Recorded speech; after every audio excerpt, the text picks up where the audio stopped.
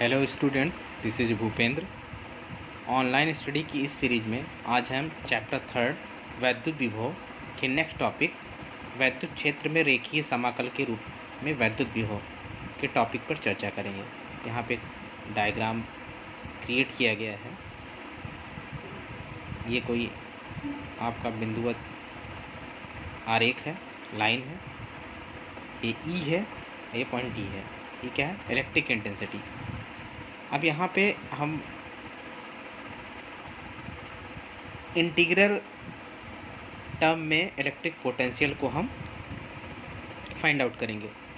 तो वैद्युत विभव को वैद्युत क्षेत्र के रेखीय समाकलन मतलब लाइन इंटीग्रल के रूप में परिभाषित किया जा सकता है। माना कि वैद्युत क्षेत्र में धन परीक्षण आवेश Q0 को बिंदु A से बिंदु B तक वैद्युत क्षेत्र के विपरीत दिशा में विस्थापित किया जाता है, अर्थात परीक्षण आवेश पर बाह्य बल बराबर माइनस Q0E परीक्षण आवेश को अनंत सूक्ष्म विस्थापन dr तक विस्थापित करने में कृत कार्य।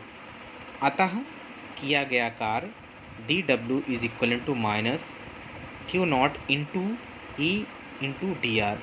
ये दोनों में क्या हो जाएगा? ये आपका वेक्टर फॉर्म में रहेगा। अब हो जाएगा परीक्षण आवेश को A से B तक विस्थापित करने में कुल किया गया कार्य।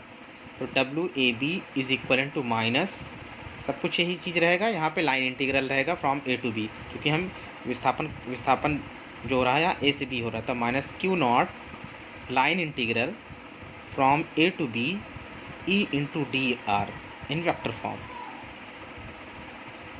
अब यहाँ पे कहा गया है जिसमें समाकल पथ A से B के अनुदिश है, तो बिंदुओं A व B के मध्य विभवांतर VB minus VA is equal to WAB Q0 WAB upon Q0। अब मतलब ये हो जाएगा, जब Q0 हो जाएगा तो ये वैल्यू यहाँ पे रख देंगे, तो Q0 से Q0 कैंसिल हो जाएगा, तो हो जाएगा minus line integral of EDR from A to B। यदि बिंदु A को अनंत पर माने तो बिंदु B पर विभव VB is equal to minus line integral EDR from infinite to BA, that is V is equal to minus E into dr from infinite to R। हमारा ये इलेक्ट्रिक पोटेंशियल दैट इज़ वैद्युत क्षेत्र का व्यंजक यहाँ से हम पता चल जाएगा हमको। अतः वैद्युत क्षेत्र में किसी बिंदु पर वैद्युत विभव अनंत से दिए गए बिंदु तक वैद्युत क्षेत्र के ऋणात्मक रेखीय समाकलन के बराबर है। मतलब यहाँ पे हमें निष्कर्ष निकलता है कि जो वैद्युत क्षेत्र है, अगर किसी बिंदु पर हम उसे इन्फिनाइट में माने तो वैद्युत क्षेत्र के ऋणात्मक रेखीय समाकल के बराबर होता है। अब यहीं पे एक छोटा सा टॉपिक है, एक है वैद्युत क्षेत्र संरक्षी है, मतलब इलेक्ट्रिक फील्ड इज कंजर्वेटिव। अब संरक्षी क्षेत्र क्या होता है? संरक्षी क्षेत्र वह क्षेत्र है जिसमें किया गया कार्य पथ पर निर्भर न करे, मतलब जिस पथ पर यह कार्य संपादित हो रहा है वहाँ पे वो निर्भर ना करे। वैकल्पिक रूप से हम ये भी कह सकते हैं कि संरक्षी क्षेत्र वह क्षेत्र है जिसमें पूरे बंद चक्र में कृत कार्य शून्य हो, मतलब एक बाउंडेड टर्म में जो वर्क डन हो वो ज़ीरो हो, अथवा कण की गतिज ऊर्जा पूरे बंद चक्र में अपरिवर्तित रहे।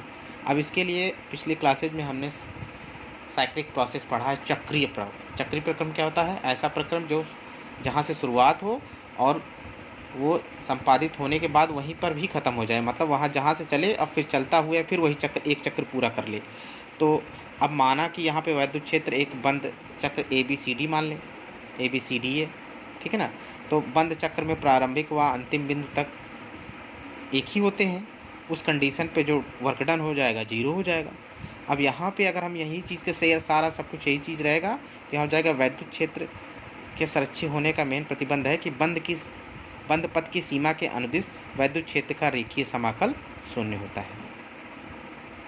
अब यहाँ से यह एक निष्कर्ष निकलता है कि प्रारंभिक एवं अंतिम स्थितियों के बीच दोनों पथों जैसे फ्रॉम ए बी सी और ए डी सी अनुदिश रेखीय समाकल समान है, अर्थात दिए गए प्रारंभिक व अंतिम बिंदुओं के बीच वैद्युत क्षेत्र का रेखीय समाकल पथ पर निर्भर नहीं करता, अतः वैद्युत क्षेत्र संरक्षी है।